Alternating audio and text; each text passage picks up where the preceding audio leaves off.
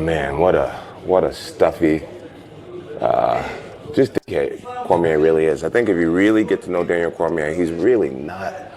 Yeah, I was not. So here's what went down in Thailand.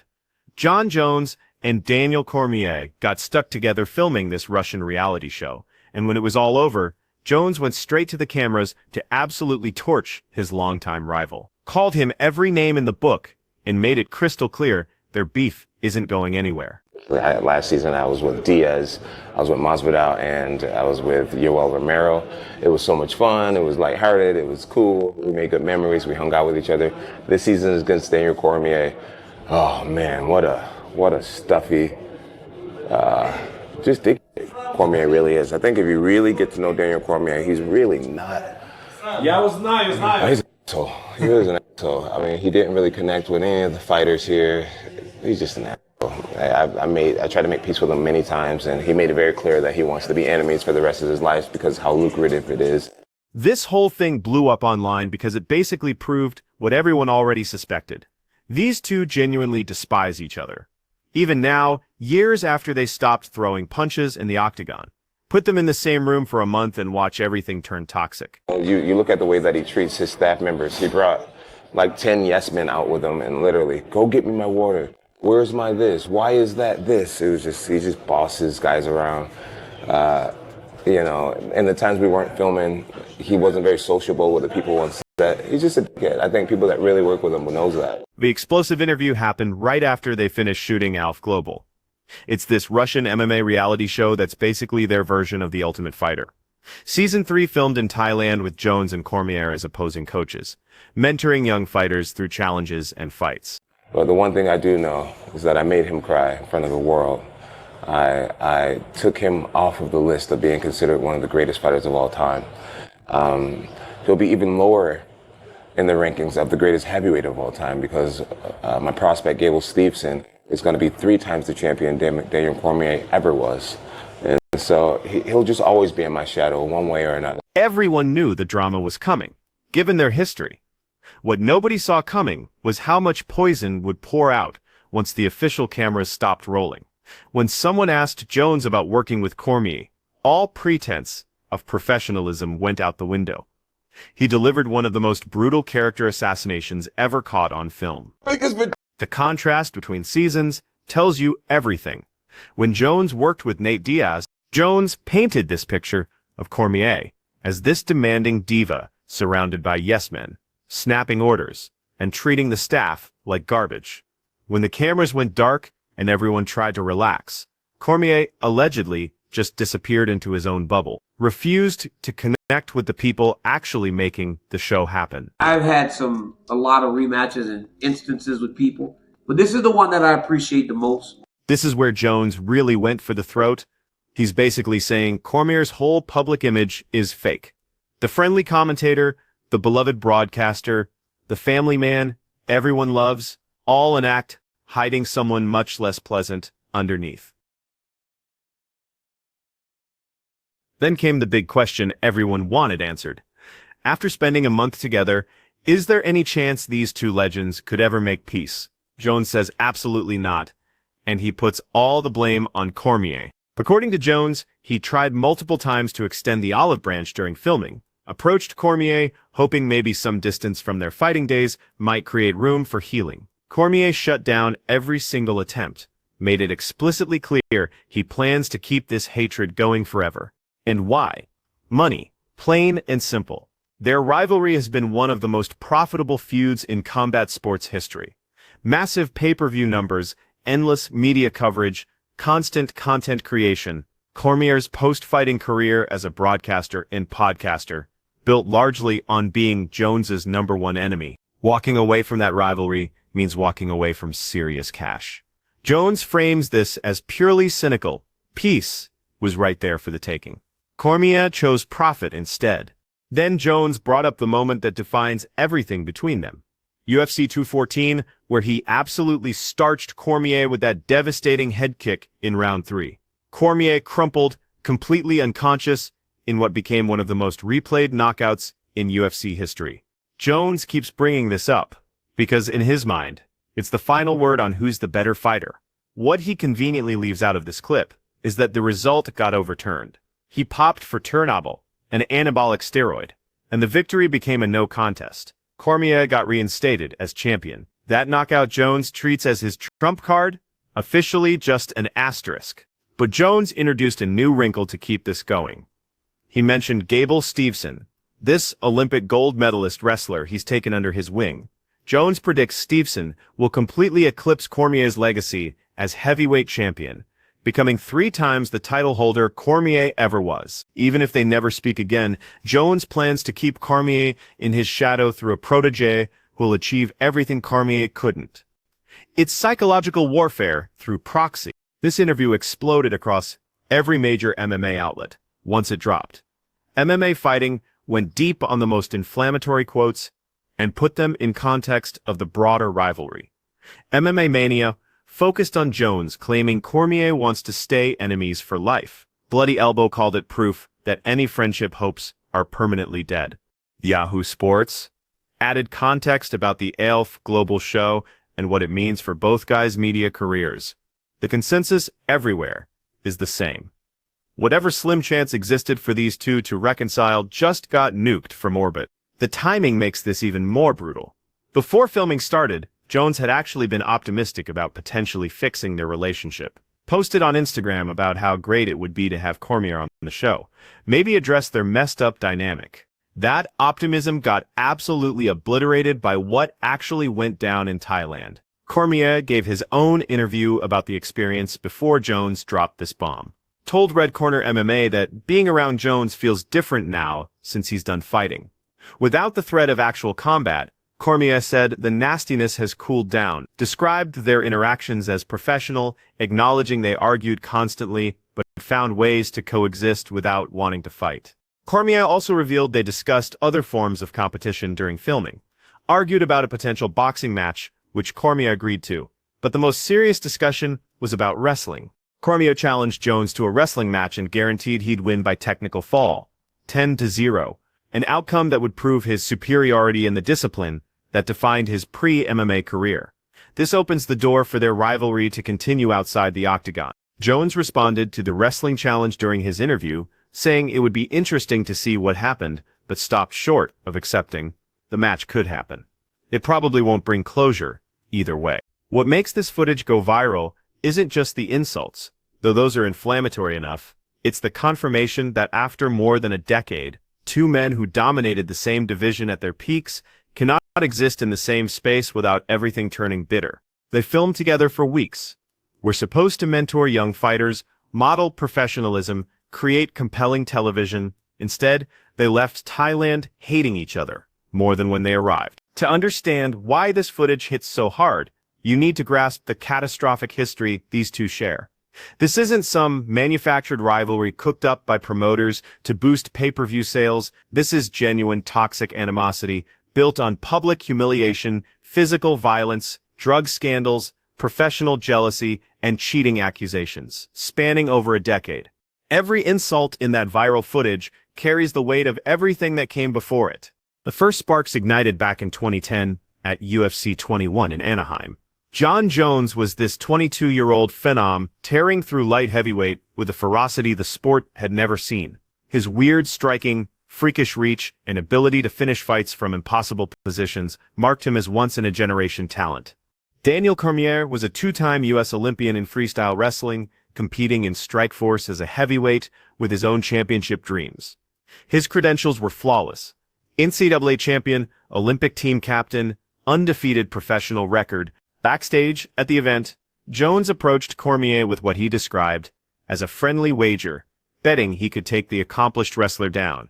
Cormier interpreted this as disrespectful arrogance from some young fighter who barely knew his name and seemed dismissive of his Olympic credentials. Took immediate offense. The exchange lasted maybe 60 seconds, but the wound festered for years. Each man interpreted it differently and let resentment compound. By 2014, the rivalry had turned into something toxic and uncontrollable. Cormier had dropped to light heavyweight, defeated Patrick Cummins and Dan Henderson to earn a title shot against Jones at UFC. The promotion smelled gold in their animosity and scheduled multiple media events to exploit it. The trash talk between promotional appearances was even more venomous than the physical altercation.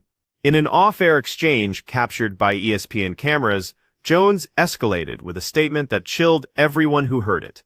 "I would literally kill you." These weren't promotional sound bites crafted by marketing teams. This hatred was real, visceral, and potentially dangerous. Their first fight happened at UFC 82 on January 3, 2015.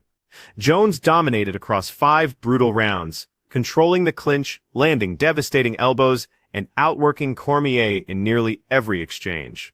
All 3 judges scored it 49-46, a decisive and comprehensive beating. In the final seconds, Jones celebrated early and threw what many considered a cheap shot at Cormier, leading to a post-bell scuffle and a crotch chop aimed at his defeated rival. After the fight, Jones told the assembled media he hoped Cormier was somewhere crying. Then Jones's life exploded outside the octagon. April 2015, he was involved in a hit-and-run in Albuquerque that injured a pregnant woman. Witnesses saw Jones flee the scene on foot, return briefly to grab cash from his car, then run again. Police found marijuana, drug paraphernalia, and condoms in his vehicle. The UFC stripped him of his title and suspended him indefinitely. Cormier capitalized on the vacuum, submitting Anthony Johnson at UFC 187 to claim the light heavyweight championship his rival had been forced to abandon. A rematch got booked for UFC 200 in July 2016, one of the most anticipated cards in promotional history. Days before the event, Jones tested positive for estrogen blockers, substances commonly used to mask anabolic steroids, and got pulled from the card entirely.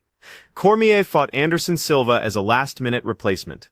The rematch both men and millions of fans wanted got delayed again, this time by Jones's apparent chemical violations. The rematch finally materialized at UFC 214 on July 29, 2017, and Jones delivered the most devastating moment of their entire rivalry. Third round, he connected with that head hike that sent Cormier crashing unconscious to the canvas. The image of Cormier motionless, with Jones standing over him in triumph, became one of the most iconic finishes in UFC history. Seemed like definitive closure. But Jones tested positive for turinabol, and the result got overturned to a no contest. Cormier was reinstated as champion.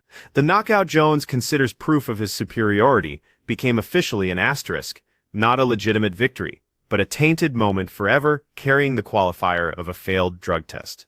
Cormier has called Jones a cheater in virtually every interview since. The no contest added another corrosive layer to a rivalry already saturated with resentment. Cormier felt robbed of a clean loss. Even defeat would have been preferable to victory through disqualification, because at least defeat would have been honest. Jones felt robbed of a legitimate victory, convinced his physical dominance was real regardless of what any drug test claimed. Neither man has shown any willingness to let it go. Cormier retired in August 2020, after back-to-back losses to Stipe Miocic in their heavyweight trilogy. He transitioned to commentary and broadcasting, becoming a regular on UFC broadcasts and building a substantial media career as a podcaster and analyst. Jones vacated his light heavyweight title that same year, moving to heavyweight after years of dominance at 205 pounds. He eventually won the heavyweight championship in 2023 by submitting Cyril Gane in the first round. Even in retirement, Cormier couldn't escape Jones's shadow. Jones continued referencing their fights in every available interview, mocking Cormier's losses, and claiming he permanently removed Cormier from any legitimate conversation about the greatest fighters ever. Cormier responded through his podcast and commentary work, criticizing Jones's drug failures, personal troubles, and character. This is the context that gives the Thailand footage its devastating impact. When Jones says Cormier wants to be enemies for life because of how lucrative it is, he's talking about more than a decade of mutual destruction monetized into content. Every pay-per-view, every interview, every social media exchange has generated revenue for both of them. Their hatred has been profitable, in ways most rivalries never achieve. But Jones's claim in the viral footage is that Cormier refuses to move past it, even when financial incentives are absent and cameras are off. Jones claims he extended genuine olive branches during filming and Cormier rejected everyone. Whether that account is accurate or Cormier experienced those same interactions differently, the outcome is identical. They left Thailand as enemies, and the footage proves the rift has only deepened. The Jones-Cormier rivalry dominates headlines and captures imaginations worldwide, but both men carry battle scars from other feuds that shape their careers and psyches in profound ways. Understanding these parallel conflicts illuminates why reconciliation between Jones and Cormier may genuinely be impossible, and why one has found peace with a former enemy while the other cannot. For Daniel Cormier, the rivalry that came closest to matching Jones's intensity was his heavyweight trilogy with Stipe Miocic. What makes this comparison particularly instructive is how fundamentally differently it ended. Cormier and Miocic were genuine friends before they ever fought. They texted regularly about their lives, families, careers. Cormier visited Miocic's firehouse in Ohio for an interview segment, spending time with the firefighters Miocic worked alongside between fights. They enjoyed each other's company and harbored mutual respect. Then they got matched against each other for the heavyweight championship, and everything between them changed with the sudden violence of a car crash. Cormier described the Miocic rivalry as a nightmare. For 3 years, every interaction with his former friend was filtered through the inescapable knowledge that they would have to hurt each other as badly as possible. The friendship they had built beforehand made the violence more emotionally difficult to process. You cannot punch someone you care about without carrying that weight afterward. Their first fight at UFC 26 in July 2018 saw Cormier knock out Miocic in the first round with a barrage of punches, becoming the UFC's simultaneous champion at light heavyweight and heavyweight. But Miocic felt denied an immediate rematch, while Cormier pursued a super fight with Brock Lesnar that ultimately never materialized. The delay bred resentment. The rematch at UFC 231 in August 2019 delivered one of the most remarkable comebacks in heavyweight history. Cormier dominated early rounds, outworking Miocic with wrestling and dirty boxing in the clinch. But Miocic adjusted in the fourth round with devastating effect, targeting Cormier's body with brutal precision. The shots accumulated until Cormier could no longer absorb them. His defensive posture crumbled under the relentless assault. Miocic finished him by TKO to reclaim the title he'd lost 13 months earlier. The rubber match at UFC 252 in August 2020 took place in an empty arena during the pandemic. The eerie silence of the apex amplified every punch and grunt. Miocic won by unanimous decision after 5 hard rounds, and Cormier retired afterward with tears in his eyes. The trilogy was marred by accusations of eye pokes from both sides. Miocic required retinal surgery after the first fight, and Cormier suffered a torn cornea in the decider. But both men acknowledged they pushed each other to their absolute limits. Despite the violence and accusations and physical damage, Cormier and Miocic emerged from their rivalry with respect and tact. When they sat down together after Cormier's retirement to reflect on what they had built and destroyed, the conversation was warm and genuine. The friendship was damaged, certainly, but not beyond repair. They found their way back to something resembling what they had before. This is the contrast that makes the Jones situation so striking and apparently hopeless. Cormier was able to find peace with a man who punched him in the liver until his body failed. He hasn't found peace with Jones. The difference cannot be explained solely by fight outcomes or severity of violence. Something else separates these rivalries. For Jon Jones, the rivalry that preceded Cormier and established the template for how he handles conflict was with Rashad Evans. It offers another instructive comparison that illuminates the current impasse. Jones and Evans were teammates at Greg Jackson's legendary MMA gym in Albuquerque. Evans, already an established figure as a former UFC light heavyweight champion, took young Jones under his wing. Then Jones publicly stated in an interview that he would fight Evans if the UFC demanded it. Evans felt betrayed. The pact in his mind was sacred. By even suggesting he would consider the matchup, Jones had violated an agreement between brothers. Evans left the camp and joined a rival gym in Florida. What had been friendship curdled into the kind of hatred that only emerges from wounded intimacy. Their fight at UFC 155 in April 2012 was one of the most anticipated grudge matches in MMA history. Jones dominated across 5 rounds, winning by unanimous decision while landing the kind of elbows and strikes that leave lasting damage. Bad blood simmered in every exchange. But unlike the Cormier rivalry, this one eventually healed. By 2016, Jones approached Evans backstage at a UFC event and told him he hoped they would always be cool. They hugged, and something shifted. In 2017, they met formally, signed gloves for each other, expressing mutual regard, and shared a meal as friends rather than enemies. When Evans was inducted into the UFC Hall of Fame in 2019, Jones praised him publicly as a pioneer and class act who had shaped his career in ways he could never repay. Jones has proven he possesses the capacity to reconcile with a former enemy. He did it with Evans. The question hanging over the viral footage from Thailand is why he cannot do it with Cormier, or why Cormier cannot do it with him. According to Jones, the answer is money. Cormier has constructed a substantial portion of his post-fighting career on his identity as Jones's nemesis. The hatred generates content, drives engagement, provides endless material for podcasts and commentary, and social media interactions. Walking away from that rivalry means walking away from a significant revenue stream. According to Cormier's public statements over the years, the answer is simpler and more fundamental. Jones cheated. The failed drug tests, positive samples, overturned result at UFC 21. These are not things Cormier can forgive or forget. The knockout that Jones invokes in every interview exists in Cormier's mind as a tainted moment, not a legitimate victory, but evidence of a cheater stealing something that should have been earned honestly. The Thailand footage will not resolve the schism. If anything, it hardens both men's positions and eliminates any remaining ambiguity. Jones believes he tried sincerely to make peace and was rejected. Cormier presumably will offer a different account of those same interactions. What comes next may be a wrestling match. Cormier has challenged Jones to compete on the mat where no drug testing exists, and the only thing at stake is pride. Jones has expressed guarded interest without committing to a date or venue. If it happens, it would represent another chapter of a rivalry that refuses to end, even as both men have moved past their fighting primes. Or nothing may happen at all. They may continue conducting parallel interviews about each other, trading insults through media, and monetizing the hatred that has defined both their careers since.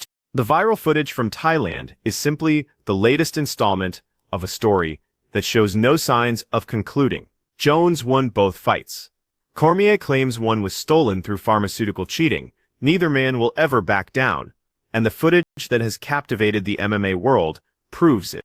The Aleph Global show will eventually air, and audiences will witness some version of what transpired between these two during their weeks together in Thailand. The production team captured their coaching sessions, interactions with fighters, and presumably some of their arguments about boxing and wrestling matches. What the show cannot capture is the private contempt Jones described in his interview. The bossing around of staff members, the refusal to socialize, the rejection of every peace offering.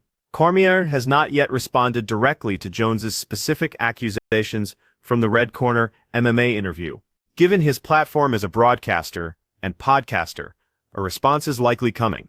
When it arrives, it will probably offer a starkly different account of the same events. That is, the nature of their rivalry. They experience the same moments and come away with contradictory interpretations, each convinced the other is acting in bad faith. For fans who have followed this rivalry since its inception in 2010, the Thailand footage represents something melancholy. There was a time when reconciliation seemed possible. Jones rehabilitated his relationship with Rashad Evans.